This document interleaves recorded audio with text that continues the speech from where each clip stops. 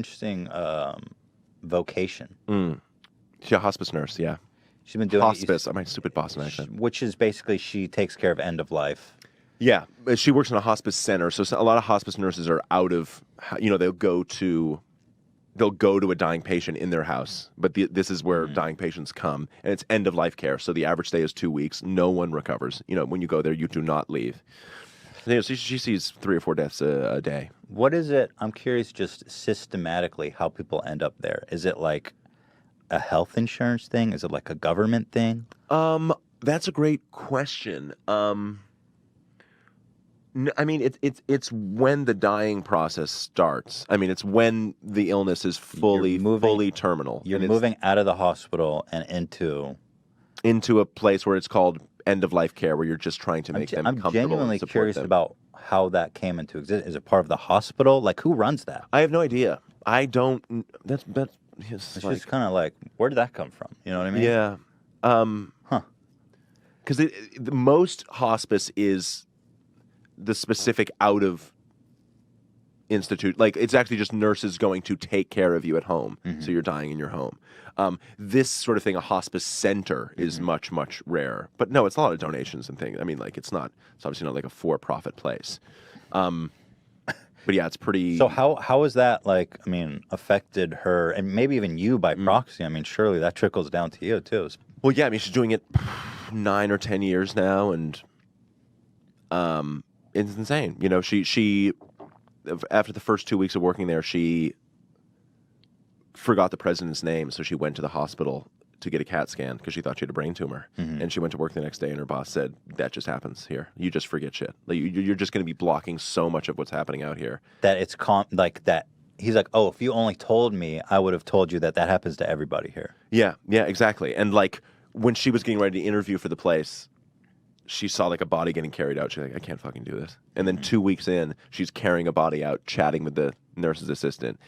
Puts in the car and turns around and is like, "Whoa, crazy!" And I'll be with her at like a diner, and a family will come up and be like, Patty, oh my God, like, because she saw her, their, father through his last 2 weeks of his life, and they'll leave, and she'll go, "I don't remember them."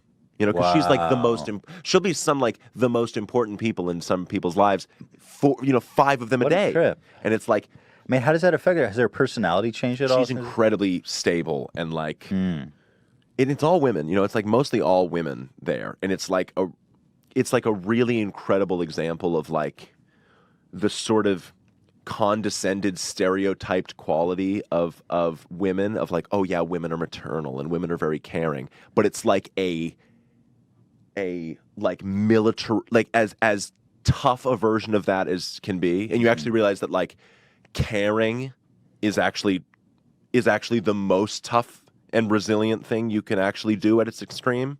That I'm saying, people come back from war, unable to fucking process thoughts. My mother comes back from watching like a 40-year-old bleed out in front of his family, and she comes, to like, smiles and cooks us dinner. Like that is actual strength. And it is she has wild stories. People dying of alcoholism, and she will dip a Q-tip in Jack Daniels and swab it in their mouth. Wow. Because it's just people dying of lung cancer. She takes them out. She wheels them out into the snow and holds a cigarette to their lips because they're too weak. Damn. Because it's just end of life care. It's not about preventing it. Yeah. And it's also very medical. She's also like a nurse practitioner. I mean, she knows what she's doing. She's worked in the ER. She's done these things. So, but it's wild. That's got to be one of the craziest fucking jobs you can possibly perform. Family members showing up, like threatening to fucking kill people, like, "Get my dad out of here. You shouldn't be." You know what I mean? Like, it's fucking like dramatic. Not coming to terms with it, or like they don't want them here. They're confused, or they're it's. Well, I can say just from like my wife Ela is going through something with her dad right now, and like just hearing her talk about it is like, it's so fucked up. Like, we're so bad at dealing with death. We don't think about it until it's there, and so like these women, these nurses that are like such rocks for people, because my mother will sit there and go like, she knows how to deal with it, and she knows what it looks like. Like, unlike everybody, she knows how to deal with it, and dealing with it isn't like to make it easier, but she'll she can say like she's never seen last words in her life ever. She says they almost never speak for the last 2 hours.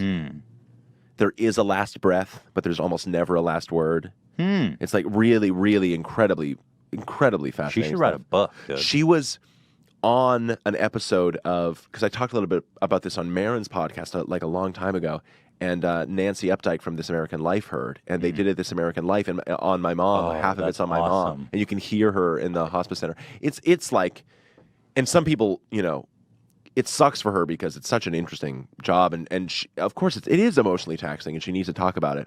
But it's such a hard thing to talk about because people hear about it and they go like, I just can't fucking hear that.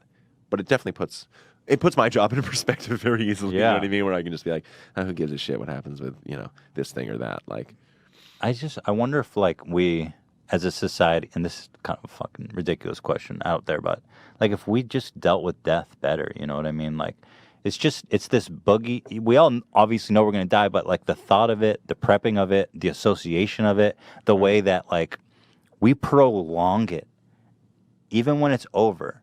Like this is normal, is that when people are dying and they're on death's bed, certain to die, and they're suffering, there's no quality of life left. The family suffering, the person suffering. It's like you prolong that for as long as possible. I don't understand that. Yeah, I think we've done better with grief than we have death. You know what I mean? We like there's more of an infrastructure for the grieving process. You know, I think, like we're more familiar with that. I'm saying before we've experienced funerals. We know what that is. We know that space a little bit. Those are very public and right. Yeah, but the dying process for people unfamiliar with it is intense. And my father's father died at the hospice center my mom was working at, but she couldn't work with him because they don't let you work. Conflict of interest. Yeah.